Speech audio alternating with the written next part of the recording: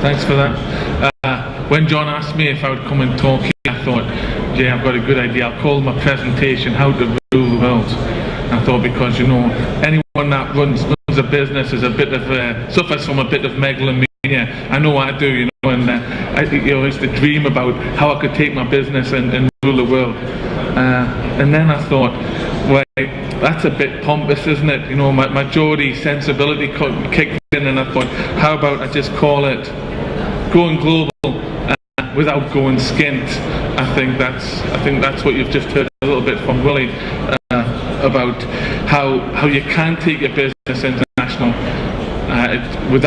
without losing your shirt, because we do see lots of businesses fail and lose lots of money. I think some of the lessons that I'll share with you over the next 15 minutes or so will echo a lot of the things that Willie's just said to you.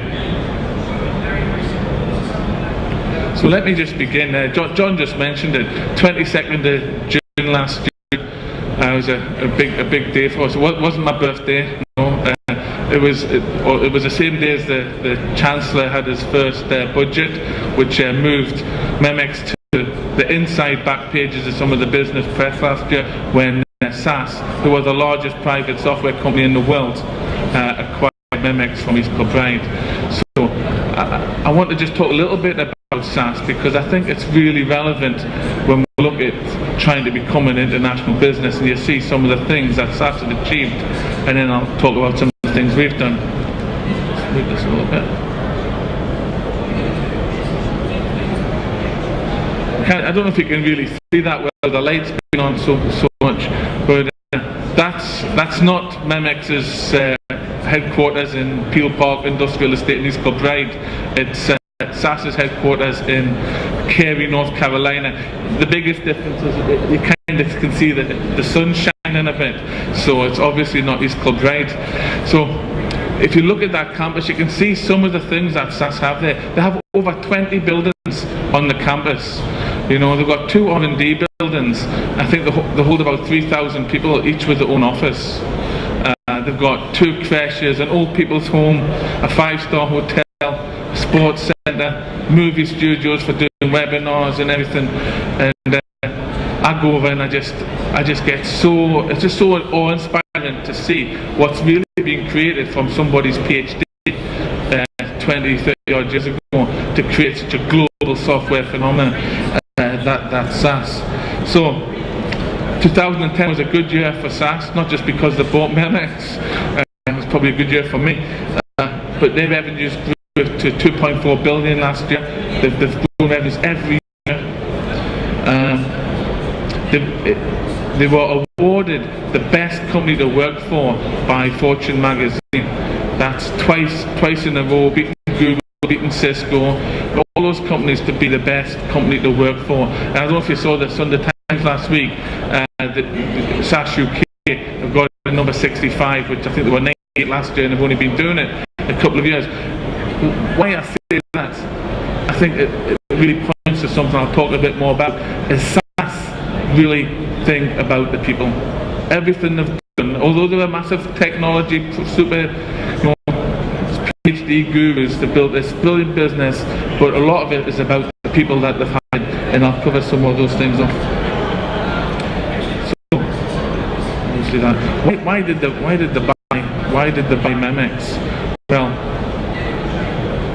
one of the things was that they saw a big opportunity in the public security market, and as John said, that's what Memex is specialised in. And then when they met us and they looked at our key client list, the people like LAPD, the New Scotland Yard, the Iraqi Ministry of Interior, Abu Dhabi Police, and they see that just we have a big international understanding of the market. So then they look at our technology and they see that the products that we've built are really fit for purpose, not just for the UK, but we've built them in a way that we've been able to take them and internationalise the same software that runs at the Met, runs at LAPD, that runs in Iraq and in Abu Dhabi. So they really like the fact that we were already an international company in our own right.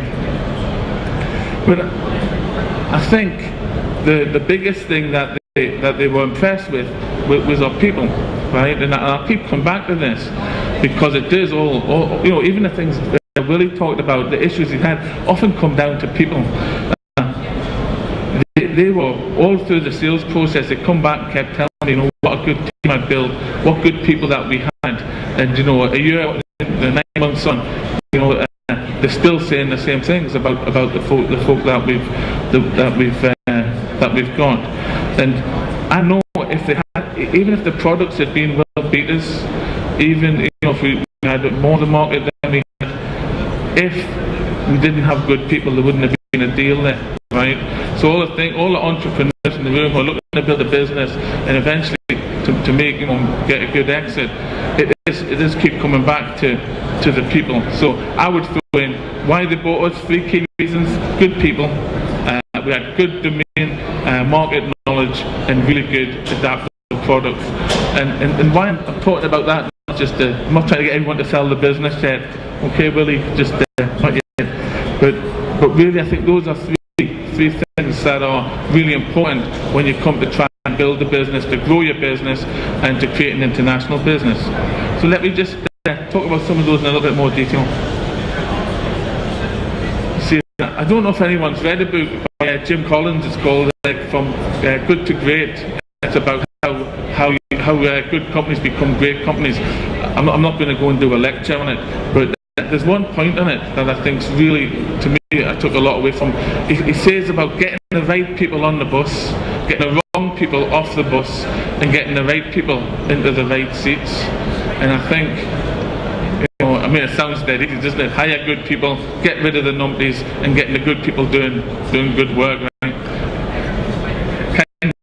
It's kind of not easy. I always tell my guys when we're interviewing is to try and hire better people, hire better than yourself. I had to do that about 4 or 5 years ago. I looked at where the business was. You know, we weren't matching my megalomania wanting to rule the world, and I had to really change my whole management team. And I went out and I brought people in that much better than me at sales. You know, we've totally professionalised our sales operation over the last few years. Big reason why we got sold. You know, companies come and look at us and thought, wow, that looks really good, and you're managing it and following the process.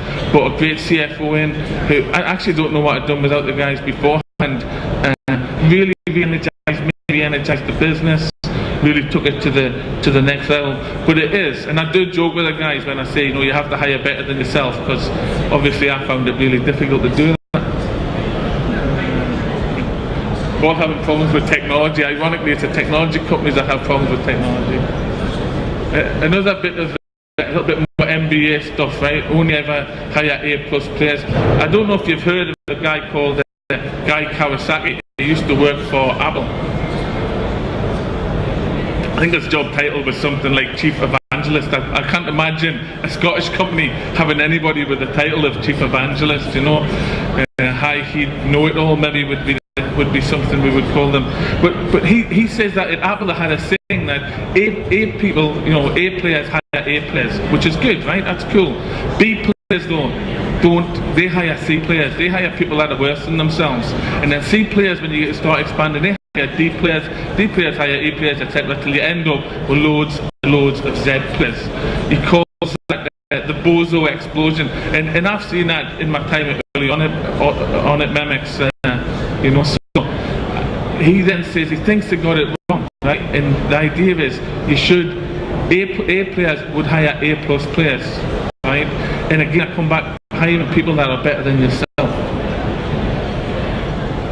I say the other thing I say to my team is no compromising. We're in the middle of trying to recruit software engineers. You know, I think we have something like, since the acquisition, maybe about 15 open heads right now on the software side, which is excellent as we try to build the business up.